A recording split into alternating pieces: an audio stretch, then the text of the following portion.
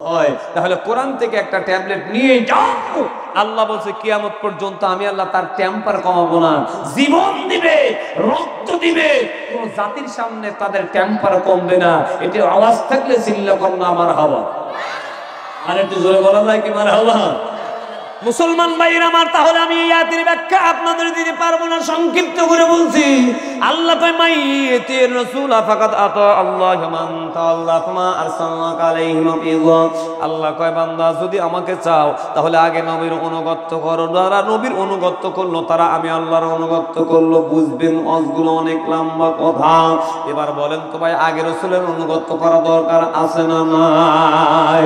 আজকে বাংলাদেশে দেখেন না ভাই, তো বায়াতের অভাব নাই, তরিকার অভাব নাই। খাজা বাবা, দয়াল বাবা, কেবলা বাবা, ল্যাংটা বাবা, মোজ বাবা, দাড়ি বাবা, আর বাবা, খালি বাবা, আর বাবা, এত বাপ তোমরা কই পাইরা? আল্লাহ কয় বাপ দিলাম একটা, শ্রদ্ধা করো, সম্মান করো, ভালোবাসো। আমি আল্লাহ বলে দিলাম তাদের জন্য আমি আল্লাহ জান্নাত দেব। নবী বলে গেল কোন সন্তান যদি বাবার পায়ে চুমু খায়, মার পায়ে চুমু খায়, নবী বলছেন সে যেন জান্নাতের চৌকাঠি চুমন খাইলো।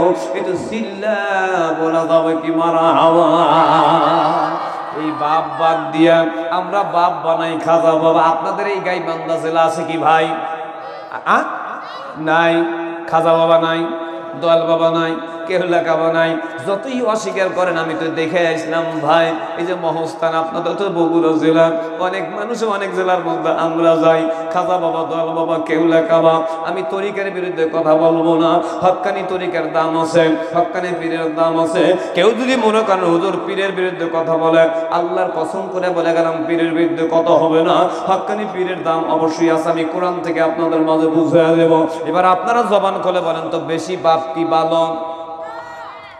বোঝেন না কথা আমার? বেশি বাপ কি ভালো?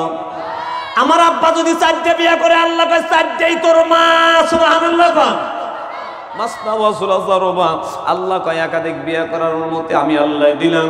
একটা বাপ যদি 4টা বিয়ে করে, বড় মা, মেজো মা, সেজো মা, ছোট মা, এটা আমাদের মানা লাগবে। এবার আপনারা বলেন তো, মা যদি ইচ্ছা করিয়া, আমার মা আপনার মা 4টা বিয়ে করে, অর্থাৎ 4টা স্বামী বানায়, এবার আপনারা বলেন তো আপনাদের জেলার মানুষ কি মাইনে নেবেন যে 4টাই বাপ? কে? মা বিয়ে করলে মানা যায়, মা বিয়ে করলে মানা যায় না কেন? তাহলে বোঝা গেল এর মধ্যে আল্লাহর হুকুম নাই, রসুলের তরিকা নাই। আল্লাহ কয় যার মধ্যে আমার হুকুম নাই সেটা তো তোমাদের মানা যায় না। বাবা বিয়ে করলে মানা যাবে, কারণ মাসনা ওয়া সুলাসা রুবা, আমি দলিল দিয়ে দিলাম তোমাদের মাঝে 4টা বিয়ে করা যাবে। কিন্তু মা যদি বিয়ে করে 4টা বাপ বানান যায় না। এখন বলেন তো ভাই, তাহলে যে আমরা খালি বাবা আর বাবা বানাই, এই কথাটা কতটুকু সঠিক আপনারা একটু বুঝেন। মুসলমান ভাইরা আমার, এক পীরের মাজমায় গেলাম, মাজারে গেলাম। আমি আপনাদের মাঝে সত্য কথা বলবো। একজন ঢুকছিলাম ভাই মহস্থানের মধ্যে, পীরের বদনাম করা যাবে না, হক্কানের পীরের দাম আছে। আসলে কিন্তু সালেকরা যে কার্যকলাপ করে, এদের চাইতে কুত্তা ভালো আছে, সিল্লকন ঠিক কিনা? এদের আচরণ সম্পর্কে আপনাদের মাঝে ধারণা দিয়ে যাব। এই কাল্পনিক মানে আজকে বর্তমান যে আপনাদের বেদিগুলো সমাজের মধ্যে কেন হয়, কি জন্য হয়? এখন বর্তমান আবার মায়েরা মাজারে যায়, ভালো যাও, নিষেধ করি না মা, কিন্তু তোমরা যে সাইজ বাইজে যাও, আমার আল্লাহ তো নারাজ হয়। স্বামীরে কদর করে না, স্বামীরে ভালোবাসে না, বাবা মারে লাত্তি মারে, আর ওই মাজারে যায় কি সুন্দর করে আল্লাহ আর বলে, রে বাবার বাবা, বাবা আমি তোমায় ভালোবাসি, বাবা আমি তোমায় ভালোবাসি, চরম চুনিতি বাবা গো, বাবা আমি তোমার কাছে আসি রে বাবা, আমি তোমায় ভালোবাসি। চাপা যেটা লাগাম দরকার, জোরে জোরে কন্যা ঠিক কিনা? না ভাই আপনারা ঠিক বলতেছেন না, আমি মনে করি যে আপনারা মনে হয় তরিকার মানুষ, এটা জোরে কন্যা ঠিক কিনা? বাপরে ভালোবাসো না, মারে ভালো না, স্বামী স্বামীর সোপা যাতে লাথি মারো, আর ওখানে যা বাবারে ভালোবাসো, লজ্জা করে না।